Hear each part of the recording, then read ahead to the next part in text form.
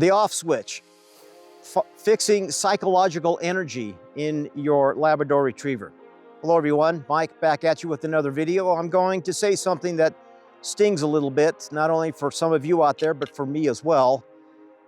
If your Labrador is whining at the line, like this one, if it's creeping on the line, like this one, if it's spinning in a holding blind, if it breaks when birds go off, you didn't build too much drive, you built too much psychological energy in the dog. And those are two separate things. Today we're going to talk about the off switch, what it actually is and how you accidentally, including myself, destroyed it, and how to rebuild it in a high drive retriever. Because without it, you always are fighting the dog when you go training, and especially when you go to a hunt test, and that just sucks. It's just terrible. But with an off switch, everything becomes a lot easier. But this is a long, hard battle. It's going to take time. As I said in my previous video, this could take 6 months to a year. All right, let's define the topic. Physical energy is muscular output, running, swimming, retrieving, just general exercise.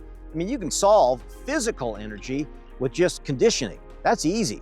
But psychological energy, have to check and see if he's still sitting there. Psychological energy is internal arousal. It's anticipation, adrenaline, frustration, emotional intensity. No, Doppler, get up here. Kennel, like this one. I said sit. We're going to go over this process here in a minute. So where was I? All right, physical energy is internal arousal. Again, anticipation, adrenaline, frustration, emotional intensity. You cannot run that out of a dog. It's impossible. You can tire him and may help a little bit, but you cannot run that out of a dog. And here's where most amateurs go wrong. They see chaos and think, oh, I just need to send him. I just need him to go and to stop the whining. No, more reps, more repetition, more of everything is not going to solve the problem. But, you know, it's kind of like drinking 6 Red Bulls when you're in a high anxiety state. It's just going to make you nuts. We're strengthening the exact system that's unstable. Got to stop that. And I'm going to try and give you a blueprint to follow. What dysregulated physical energy looks like. Let's get specific. You'll see high-pitched whining, paw dancing at heel when you're walking at heel, leaning forward on a sit, micro creeping before the send, exploding on another dog next to them, shaking in the holding blind, or breaking when guns go off. And here's the dangerous part. Sometimes the retrieves are still good, so you convince yourself he's just intense. Hell no, he's dysregulated.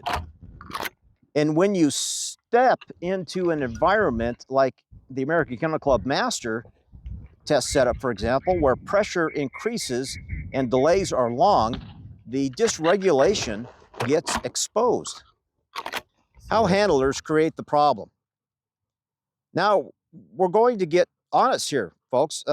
Most psychological instability is handler created. And here's how that happens. First of all, constant excitement pairing. This is where they were young pups. You hyped up everything. You know, you're hooting and hollering. You're animated, throwing bumpers and birds. I mean, everything gets really excited and the dog just goes insane. The dog never experiences birds without adrenaline. No calm entry, no calm exit. Dogs blast out of a kennel. Training begins immediately. Session ends with excitement. Dog goes home freaked out, elevated. There's no emotional downshift built into the system.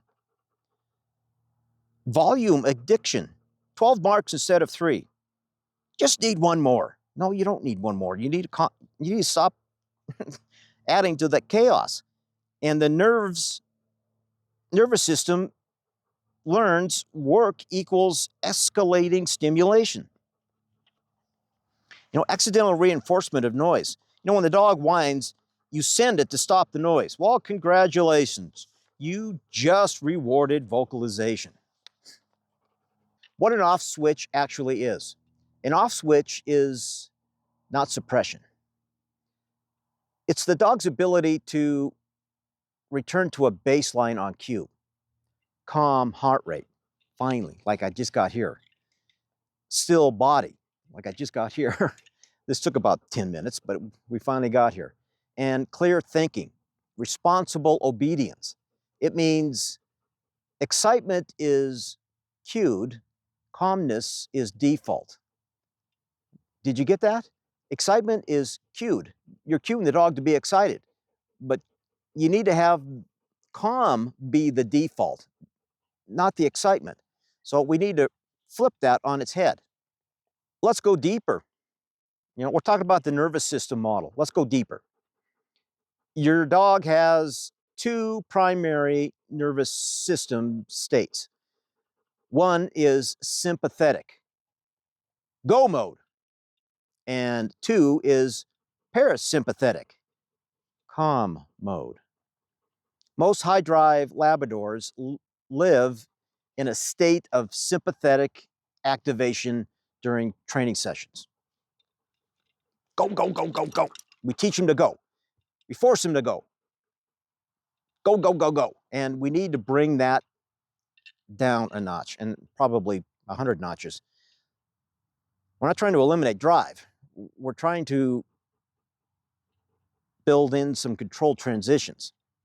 And that is advanced dog training. It's hard, but it's advanced dog training. Building the off switch, a step-by-step protocol. Step one, rewire the kennel. The kennel becomes decompression. If the dog explodes coming out, heck no, close the door, reset, try again.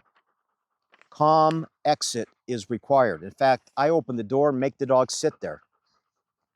He's gotten used to that. He can't come out until I tell him, even if I walk away. That's control. The kennel is a neutral territory. It's the Switzerland of dog training. It's where they learn when they're puppies to go and just be calm and quiet. They need to do that on the truck as well. This is not jail. We're not punishing them to be in the kennel. It needs to be a place of calm serenity, not a hyped chamber. Step two, mandatory place duration work. Hey, look at that. We're working on mandatory place duration work right here.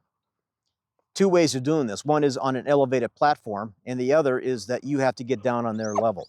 And I'm doing both with this dog. Place is a common term used in dog training. However, I don't like to use the word place. I like to use the word kennel. Because when I say kennel, kennel means get in or get on something. Kennel means get in the truck and be calm. Kennel means get on this place board, be calm. Kennel means getting on a mat, be calm. Okay, so it's a nervous system conditioning is what we're trying to do. Again, on an elevated platform. For young dogs, I'd have them on a leash, and we're throwing absolutely no birds. There is nothing out here right now for this dog to look at or focus on or get excited about. Nothing is happening. This is a safe place. Hey, sit down. If the dog fidgets, calm, correct, and reset. Like I just did. I just gave him a little nudge and said, hey, sit down. If the dog fidgets, again, calm, correct, reset. No emotion here. I'm not getting upset. I'm not raising my voice. I'm not yelling. We have to bring the level down. This is meditation for retrievers.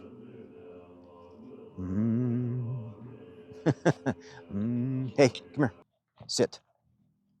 Meditate, buddy. Look at this, 5 minutes, and he's finally calmed down.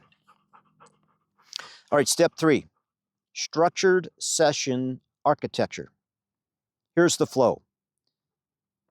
Calm kennel exit, 5-minute walking at heel work, 5 minutes sitting on a place board, like we have them on an elevated platform right here.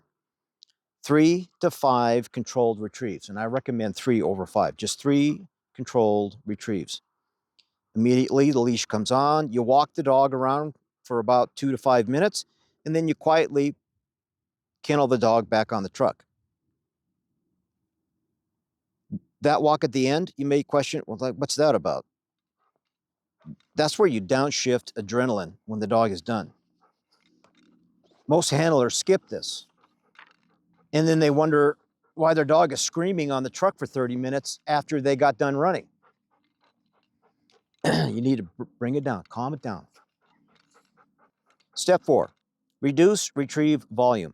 High drive dogs need restraint training. 3 excellent marks. Stop. Even if the dog wants more, especially if the dog wants more. We are building emotional tolerance to not getting everything the dog wants. That translates directly to steadiness. All right, let's talk about field-specific applications. Let's talk about hunt test realism. In a test, there are huge delays at a test. There are rebirds. The judge needs to go to the bathroom. The middle gunner needs to come in and hit the head for 20 minutes, and you're stuck sitting there. I mean, there can be a huge amount of delays. You need to have an off switch here for your dog to handle that. If your dog cannot sit calmly while another dog retrieves, it's called honoring. You don't need no more marks, you need honoring drills with extended sit durations, delayed sends, diversion birds without immediate release. This builds composure under pressure and stimulation. What improvement looks like. While the off switch is developing, you'll notice, hopefully, whining is reduced. May not be stopping altogether, but we're trying to reduce it. Body movement will decrease in the dog. Their response latency improves. And the biggest sign, the dog begins to watch without physically vibrating. I mean, sometimes, this one especially, gets on the line when I can put my hand on him, he's physically vibrating. We need to calm that down. That's when you know this regulation is happening. Hard truth for competitive amateurs. The dog that looks professional are not genetically calmer. They are trained with emotional architecture. Calm was installed early. Excitement was rationed. Volume was controlled. And that's why they look different on the line.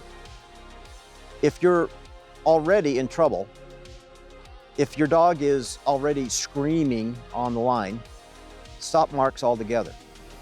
You need to work on higher degree of obedience and place work. Rebuild a baseline state. Then reintroduce retrieves, and hopefully at half volume.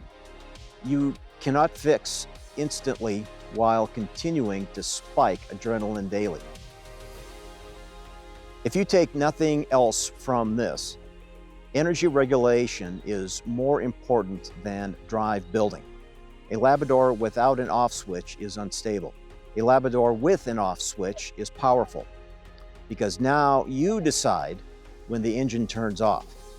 And when it turns off, that's control. And that's the difference between hoping your dog holds it together on the line and knowing that it will.